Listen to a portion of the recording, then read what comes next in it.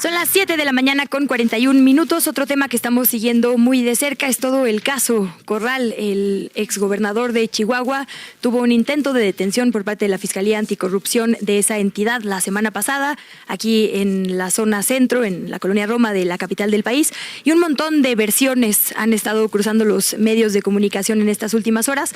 Para tener ahora la versión completa de Javier Corral, le agradecemos muchísimo que nos acompañe en estos micrófonos. ¿Cómo estás, senador electo? Muy buenos días. Muy buenos días, Luisa. Me da muchísimo gusto participar en tu programa y escuchar recién al doctor Pérez Ricard. Debo decirte que, pues con todo y que hubo poco apoyo, es un gran informe, es un gran documento. Yo participé porque a mí me buscaron los investigadores de esta comisión en Chihuahua para hablar de un capítulo muy oscuro, un capítulo muy vergonzoso de la historia de nuestro país, que fue el fraude electoral de 1986. Así que, pues aprovecho para saludar al doctor Pérez Ricard. Javier Corral, gusto en saludarte. Luciana Weiner de este lado también. Gracias por tu tiempo. Si te parece, empezamos de lo último que ha ocurrido sobre este amparo que se te concedió en contra de la detención y, por otro lado, la denuncia que presentas en contra de María Eugenia Campos. ¿Nos podrías decir cuál es la última información que se tiene, lo último que ha ocurrido? Sí, cómo no. Bueno, en primer lugar, nosotros, a través de un equipo de defensa legal que coordina el abogado Javier Schute, hemos interpuesto un recurso de amparo, un juicio de garantías, como se le conoce, ante un juzgado federal, y nos ha sido otorgada una suspensión provisional que ha estado ya publicada desde el viernes pasado, de la que aún no tenemos conocimiento del contenido o de los términos de esta suspensión provisional, porque todavía no ha sido publicada completa lo que es propiamente la resolución. Estamos en espera de que eso suceda. En cuanto a lo que es la suspensión provisional, y junto con esa solicitud de amparo, los abogados, en la misma noche que sucedió este intento ilegal de detenerme por las policías de la Fiscalía Anticorrupción del Estado de Chihuahua, determinaron que se constituían presumiblemente actos delictuosos al tratar de llevar a cabo estos agentes de la Fiscalía Anticorrupción una detención ilegal. Y entonces presentamos una denuncia precisamente por tentativa de ilegal privación de la libertad, de abuso de autoridad y otros que resulten hacia María Eugenia Campos, la gobernadora de Chihuahua, que es la que ha instruido y ha llevado a cabo todo este tipo de cosas, y al fiscal anticorrupción, Abelardo Valenzuela. Y en ese sentido ya está debidamente presentada. Bueno, debo decir que desde la madrugada de ese día, o sea, del jueves, presentamos nosotros esa denuncia. Javier, ayúdanos a entender la acusación original, digamos, o primaria de la Fiscalía. ¿Te notificaron en algún momento de esta carpeta de investigación, asumo, de esta investigación que se estaba llevando por supuestamente la falta o la inconsistencia en un pago de 98 millones de pesos? Te pregunto, digamos, porque eso es lo que sustentaría pues todo el caso que dice tener la Fiscalía Anticorrupción del Estado de Chihuahua. ¿De qué va ese tema y cómo has respondido tú? Y también, pues, ¿qué va a pasar un poco a partir de eso? Porque imagino que si eso se resuelve, todo lo demás para adelante también ya queda sin sustento, ¿no? Sí, bueno, por supuesto que nosotros vamos a combatir no solamente el tema de mi presunta responsabilidad en la contratación de ese despacho que reestructuró la deuda de Chihuahua, que ayudó a reestructurar la deuda de Chihuahua. Vamos también a tomar la oportunidad para combatir el fondo de esa acusación falsa, porque lo que se ha hecho es fabricar un delito, no hay tal delito. Todo fue orientado desde el principio bajo una consigna para tratar de empatar los cartones con María Eugenia Campos y decir, pues miren, se nos acusa de corrupción, pero también en el gobierno de Corral hubo corrupción. Obviamente yo no tengo ninguna responsabilidad. A mí me involucraron ya desesperadamente de última hora. Esta es una investigación que se da desde hace 3 años. Hace 1 año y medio se libró una orden de aprehensión de manera muy injusta, por cierto, muy arbitraria en contra de mi exsecretario de Hacienda, Arturo Fuentes Vélez, y a mí me involucraron recientemente. Fueron y consiguieron dizque un testigo, un testimonio superviniente. Yo he dicho que se trata de un testigo emergente al que consiguieron. ¿Para qué? Para fabricarme un vínculo con esos hechos o con esa supuesta carpeta de investigación, y consiguieron muy inmediatamente de un juez de control, pues un juez de consigna en el estado de Chihuahua. Hay que recordar que Duarte tiene hoy por hoy el control de muchas instituciones de nueva cuenta en el estado de Chihuahua, empezando por el Poder Judicial, que lo controla desde la presidenta del Poder Judicial, la magistrada Miriam Hernández Acosta, su ahijada política, e incluso quien declaró a favor de Duarte en el proceso de extradición, la magistrada de Chihuahua. Bueno, el tema es que hace 20 días, por lo que estamos enterándonos, no conozco yo los términos de esa orden de aprehensión porque no tenemos acceso a ello. Sin embargo, ellos mismos han estado señalando que se trata de una acusación de peculado, toda vez que consiguieron un testimonio que dice saber que yo autoricé, o por lo menos tenía conocimiento de esa contratación. Pues esto es absolutamente falso. Se trata de un recurso extraordinario, muy desesperado, muy a destiempo, Luisa, porque pues lo sacan ahora sí que unos 20 días, 3 semanas antes de que yo tome protesta como senador de la República, para armar toda una estrategia pues fundamentalmente mediática y política, de decir, como lo dijeron desde el primer momento, bueno, ahora ya es prófugo de la justicia y entonces ya perdió sus derechos políticos y por lo tanto no puede ser senador de la República. Porque no solamente María Eugenia Campos está temblando de que llegue al Senado, pues también otros más junto con ella, como César Duarte, Manlio Fabio Beltrones y una bola de pillos que se me han juntado en estos días para enfrentarme y tratar de generar una venganza política, un desquite, una revancha, por lo que fue el megaproceso judicial que se llevó durante mi administración, conocido como la Operación Justicia para Chihuahua, y en donde todos estos actores, María Eugenia Campos, Duarte Beltrones, Alejandro Gutiérrez, incluso fueron señalados Videgaray y Peña Nieto, tuvieron participación en hechos de corrupción debidamente comprobados y acreditados. Y entonces, en un deseo de venganza, pero obviamente también en una acción que busca impedir mi llegada al Senado, han armado toda esta patraña, toda esta treta, que por supuesto iré desmontando con pruebas de lo que el despacho hizo, porque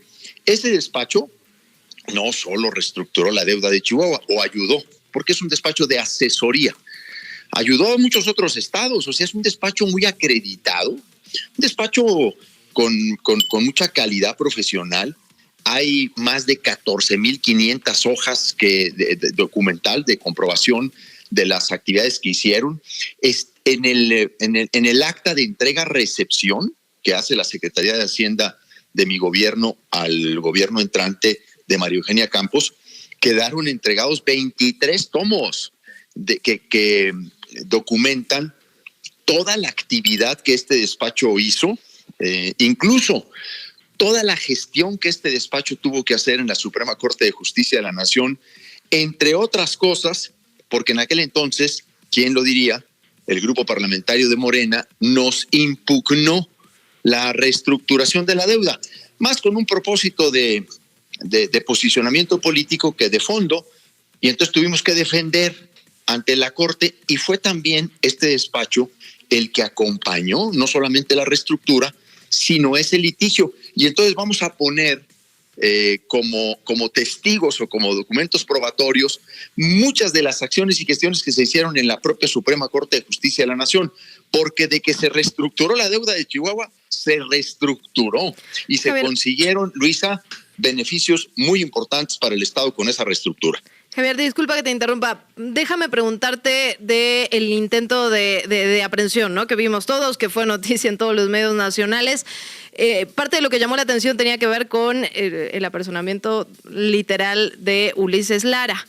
¿Cómo se dio? Digamos, ¿cuándo te enteras tú que te van a detener? haces una llamada. ¿Cómo se entera Ulises Lara? ¿Tú lo llamas? ¿Le pides que se apersone en el lugar? ¿O cómo se da todo eso? Bueno, lo primero que hay que señalar es que desde que llegaron los agentes de la Fiscalía Anticorrupción, lo puedo decir ahora que he recuperado un poco los hechos, la manera. Ellos llegan con cierta tranquilidad, vamos a decirlo, ¿no? Como es. Porque llegan solos, o sea, nunca llegaron acompañados de agentes de la Fiscalía de la Ciudad de México. Y entonces nos dicen, uno de ellos me dice, oiga, señor gobernador, pues quiero comunicarle que le vamos a ejecutar una orden de aprehensión. Y a ver, ¿cuál es el mandamiento? ¿Dónde está el...? Y entonces revisamos el documento, nos damos cuenta de que falta una autorización fundamental, que es el mismo acompañamiento que el oficio que traían dice al calce, la colaboración que se hará con elementos de esta institución. Y entonces yo al leer eso, inmediatamente les empiezo a preguntar quiénes son los agentes de la Ciudad de México, dónde están. Y entonces se empiezan a ver entre ellos y nadie me contesta. Y digo, a ver, ¿cuál es el policía de la Ciudad de México? Los agentes de la Fiscalía que acompañan esta colaboración. Y ninguno me contesta, todos son de Chihuahua. Entonces Muna Dora Buchaín empieza a revisar el oficio que ellos habían pegado en la orden de aprehensión y empieza a preguntar por los nombres. Y son solo agentes del estado de Chihuahua, pero no están los de la Ciudad de México. Y ahí empieza una discusión enorme, pues debo decirte que se duró ahí casi 2 horas en ese lugar. Claro. Obviamente ellos allí ya estaban transmitiendo para Ciro Gómez Leiva en vivo y en directo, ¿no? El secretario particular del fiscal anticorrupción de Chihuahua le estaba mandando fotografías, videos a Gómez Leiva para que él diera la exclusiva, como el hábil reportero que es, ¿no? Y, en lo que era evidentemente una componenda mediática totalmente planeada para, pues, tratar de exhibirme, de que tuviera un impacto el mismo momento. Ya veía a Ciro dando la crónica de la manera en que me esposaban y me metían al carro, en fin, todo eso pues estaba perfectamente planeado. No lo pudieron hacer. Yo estuve buscando a mis abogados, a quien yo buscaba. O sea, la llamada que veíamos era tus abogados. ¿Mandé? La llamada que veíamos, digamos, en las fotografías y demás, eran a tus abogados. Yo tengo las llamadas que hice, las puedo mostrar. Yo tengo las llamadas que hice en ese momento, de esa hora a la hora en que me fui del Gin. O sea, las tengo registradas. Y están registradas me supongo, en el registro telefónico de la compañía. O sea, yo no tengo problema de eso. Yo hablé con César Chávez en primer lugar. Obviamente buscamos a Javier Chute, buscamos a varios abogados. Y el que logro que me conteste es César Chávez. A Javier le avisan por otras vías. Y yo le digo a Muna, le digo, oye, aquí falta algo. Y entonces me dice, sí, esto no es una colaboración autorizada, me dice. Entonces le digo, pues comunícate con la Fiscalía de la Ciudad de México, porque yo estaba tratando por otro lado de buscar a mis abogados. Y es cuando se produce el contacto de Muna Dora Buchaín. Entiendo que con alguien de la Fiscalía que le avisa al fiscal y luego llega al rato ahí. Para entonces también ya había en el restaurante muchísima gente, claro. Porque para nuestra fortuna, esta componenda mediática a la que se prestó Gómez Leiva sirvió para que mucha gente fuera al lugar. A ver, a los 40 minutos estaba lleno el restaurante. De hecho, llegó un grupo de simpatizantes a mostrar solidaridad. En fin, al rato yo estaba ya rodeado de, no sé, quizá 100 personas. No te exagero. Era una cosa impresionante. Mira, no hay mal que por bien no venga, ¿no?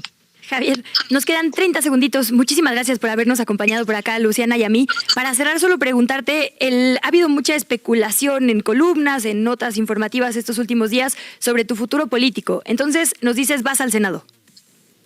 Híjole, sobre mi futuro político no lo sé, pero sobre mi próximo encargo como senador de la República, sí. Okay. Yo no tengo ningún problema, yo no estoy prófugo de la justicia. Esta es una narrativa que está colocada en el objetivo de desprestigio, de confusión, de desinformación de la propia Fiscalía de Chihuahua, porque el objetivo no es judicial ni encontrar la verdad ni hacer justicia. Es una venganza política, es un objetivo de descarrilamiento de mi llegada al Senado de la República. Claro. Yo estoy en pleno uso y goce de mis derechos políticos, ya no digamos también en términos de mi elegibilidad, claro, en términos de senador de la República. He recurrido a los instrumentos legales que todo ciudadano tiene derecho para proteger sus garantías, como es el amparo. Claro. Estoy en una defensa de mis derechos políticos, pero también de mis derechos ciudadanos. Pero tampoco gabinete, ¿no? Es decir, tu mira está en el Senado. Sí, por supuesto. Yo espero tomar protesta la próxima semana en el Senado de la República y ejercer el cargo el 1 de septiembre. Y, por supuesto, no me voy a amparar en el fuero constitucional para eludir, explicar, aclarar y desmontar las mentiras de esta falsa acusación. Lo voy a hacer de una manera precisa, permanente, que no quede duda. Nos entra el corte, Javier Corral, pero muchísimas gracias. Estamos pendientes entonces, por supuesto, de todo este caso y micrófonos abiertos. Gracias, Luisa. Muchas gracias a ustedes dos. Muy amables. Pausa y volvemos. Estás escuchando ¿Qué chilangos pasa? Ya volvemos.